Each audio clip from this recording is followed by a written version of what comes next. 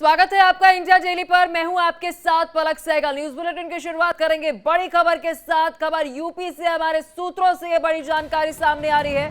भूपेंद्र चौधरी ने यूपी के हार की नैतिक जिम्मेदारी ली है। इस सूत्रों से जानकारी सामने आ रही है। यूपी बीजेपी अध्यक्ष भूपेंद्र चौधरी ने हार की जिम्मेदारी ली है, या यूं कह ले कि यूपी में जो लोकसभा चुनाव के अंदर कम सीटें बीजेपी को मिली है, उस कम सीटों के लिए जिम्मेदारी ली है। यूपी में नतीजे हमारे हिसाब से नहीं आए, भूपेंद्र चौधरी ने बात कही।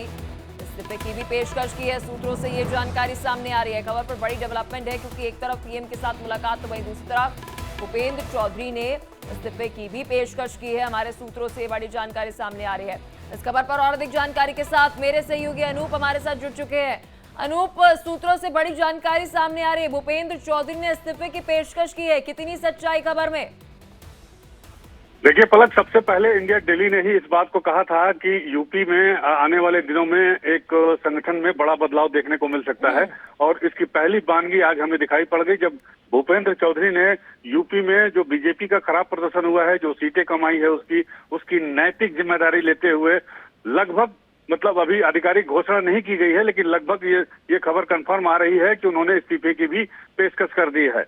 अब इसको मैं डेवलपमेंट से जोड़ना चाहूंगा जो कल हुआ था दिल्ली में, जिसमें यहाँ से भूपेंद्र चौधरी गए थे और उनकी मुलाकात पहले जेपी नड्डा से हुई और उसके बाद केशव प्रसाद मौर्य गए, उन्होंने मुलाकात की जेपी नड्डा साहब से। तभी ये अंदाजा लग गया था कि कुछ बड़ा होने वाला है, और आज वो सामने आ गया है। और ऐसा लग रहा है कि भूपेंद्र चौधरी जो है, जिन्होंने पहले ही इस बात के संकेत दे दिए थे कि वो संगठन में बदलाव करने के लिए तैयार हैं, लगता है कि अब उनका इस्तीफा हो जाएगा और उनकी जगह हो सकता है केशव मौर्य या फिर कोई नया चेहरा।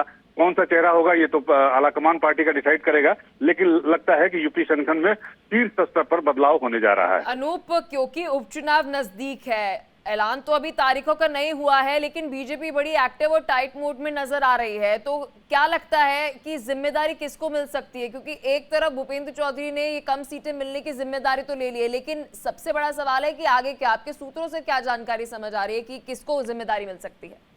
देखिए, जिस तरह से केशव प्रसाद मौर्य का बयान आया था जब यहाँ पर कार्य समिति की बैठक हुई थी, और उस बयान में उन्होंने कहा था कि मैं उत्तर प्रदेश के नेतृत्व और केंद्रीय नेतृत्व के सामने ये खुलकर कह रहा हूँ और कहना चाहता हूँ कि संगठन सरकार होता है और जो कार्यकर्ताओं का दर्द है वही मेरा दर्द है।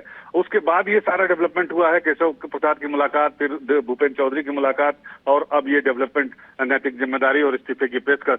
तो मुझे लगता है कि उत्तर प्रदेश में अगर बात की जाए तो बीजेपी के पास केशव प्रसाद मौर्य से बड़ा नेता कोई नहीं है जो इस जिम्मेदारी को ले। और अगर आप घटनाक्रम पे ध्यान दें तो मुझे लगता है कि हो सकता है ये बयान भी सामने दिलवाए गए हों, ताकि जो है कार्यकर्ता, अगर केशव प्रसाद मौर्य को ये जिम्मेदारी दी जाती है तो उनके साथ पूरी तरह से खुलकर खड़ा हो। एक डेवलपमेंट और यूपी में बेहद बड़ा दिन है, क्योंकि अपने ही नेता जो है वह ब्यूरोक्रेसी पर सवाल उठा रहे हैं, तो वहीं कुछ ही देर के अंदर सीएम योगी आदित्यनाथ की राज्यपाल के साथ, आनंदीबेन के साथ मुलाकात होने जा रही है। क्या हो रहा है अभी यूपी में, अगर आप दर्शकों को समझा पाए? कुछ बड़ा होने के संकेत है? बहुत कुछ हो रहा है, बहुत कुछ हो रहा है। पिछले 24 घंटों में अगर हमें देखें घटनाक्रम में, उत्तर प्रदेश में जिस तरह से तेजी से घटनाक्रम हैं।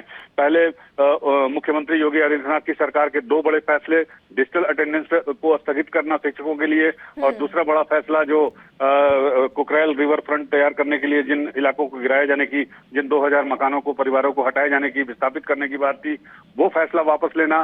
उसके बाद आज इस तरह का जो आया है बयान भूपेंद्र चौधरी का, और साथ ही साथ एक और इम्पोर्टेंट बयान आया है उत्तर प्रदेश के डीजीपी प्रशांत कुमार का।